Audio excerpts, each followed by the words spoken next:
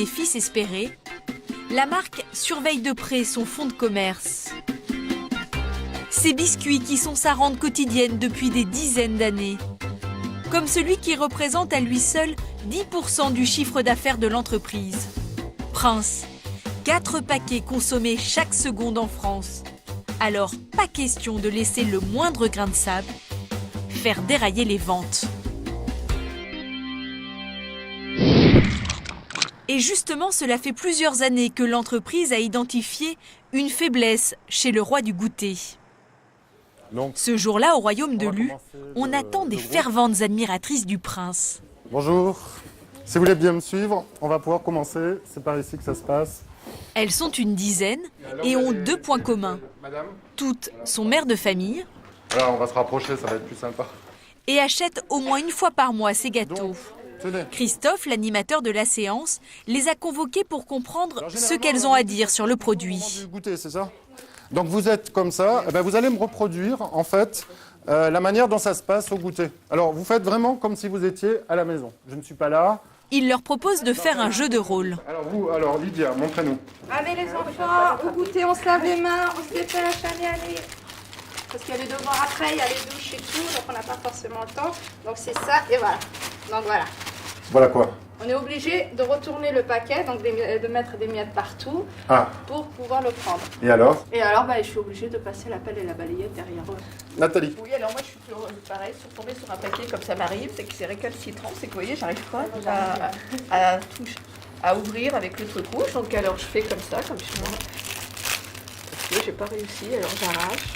Des problèmes d'ouverture, des problèmes de miettes. Depuis sa création, l'emballage de Prince n'a quasiment jamais changé. Le chevalier de ces dames a besoin d'un sérieux lifting. À la tête de l'opération, Aude Macheneau, responsable marketing, et Peyman Ganchi, en charge des emballages pour l'entreprise. Il faut bien 2 personnes pour s'occuper du biscuit star. Ce problème d'ouverture de paquets, ils le connaissent, car des consommatrices mécontentes, il y en a en fait des milliers en France. Le problème a même envahi les réseaux sociaux avec un groupe au nom éloquent. Si toi aussi tu galères pour retirer un prince du paquet, et on voit qu'il y a 43 000 fans dans ce groupe, donc on s'est dit qu'il fallait vraiment faire quelque chose. Alors, ils se sont lancés à la recherche du nouvel emballage. 2 ans pour essayer de trouver le paquet de demain. Ils ont commencé par ce modèle qui ressemble à un paquet de chips durs. Ce pack répondait bien aux 2 premières attentes. Effectivement, c'est facile à ouvrir, c'est facile à refermer. Mais par contre, pour attraper les biscuits, elles sont un peu obligées de faire comme aujourd'hui. Le problème de miettes n'est donc pas réglé. Retour à la case départ. Ils se sont ensuite tournés vers une solution qui existait déjà dans la maison Lu. Ils se sont inspirés de l'ouverture du paquet de ces gâteaux apéritifs. Ça répond bien aux attentes d'ouverture, de fermeture et également une bonne prise en main des biscuits. Mais là encore, ça coince. Avec cette solution, impossible de mettre la main sur les 3 gâteaux restants. Une fois qu'il y a une difficulté à attraper les derniers biscuits qui sont au fond du paquet. Aujourd'hui, ils pensent avoir trouvé la bonne option. Ils veulent la faire tester aux fameuses consommatrices réunies ce jour-là dans leurs locaux. Donc dans un premier temps, vous gardez toutes vos impressions pour vous et vous les notez. Voici leur dernière proposition. Une ouverture adhésive similaire à celle des gâteaux apéritifs, mais située cette fois en bas du paquet pour pouvoir récupérer les derniers biscuits. Alors on va commencer Leïla, impression.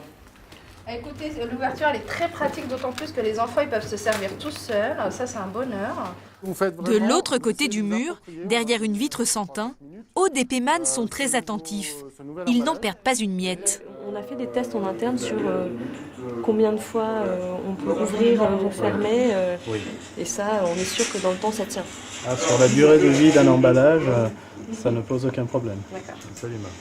Aucun problème ou presque, car le directeur du packaging a oublié un petit détail pratique pointé du doigt par une maman. Encore et toujours ces fameuses miettes qui, cette fois, mettent à mal l'adhésif du nouveau paquet. Maintenant, le système en lui-même, là, tout de suite maintenant, me convient pas parce que j'ai essayé de mettre des miettes, voir si ça marchait, parce qu'au fur et à mesure de les prendre, il y a forcément des miettes, c'est un gâteau qui est très... Et là, ça colle plus. D'accord. Bon, alors moi, je leur dis quoi? On y va pas? On y va, mais C'est une bonne idée. C'est une bonne idée, vraiment? Ou c'est juste comme ça? on y va, mais on revoit le concept de la fermeture. S'assurer que ça ferme. Bon, ça, c'est... Ça reste bien hermétique, ça évite que l'air passe et que ça dessèche pas les gâteaux. Reste encore à régler ce petit problème de passage d'air en élargissant le scotch.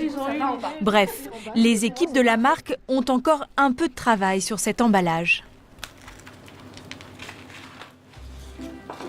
Voilà, on va se diriger vers...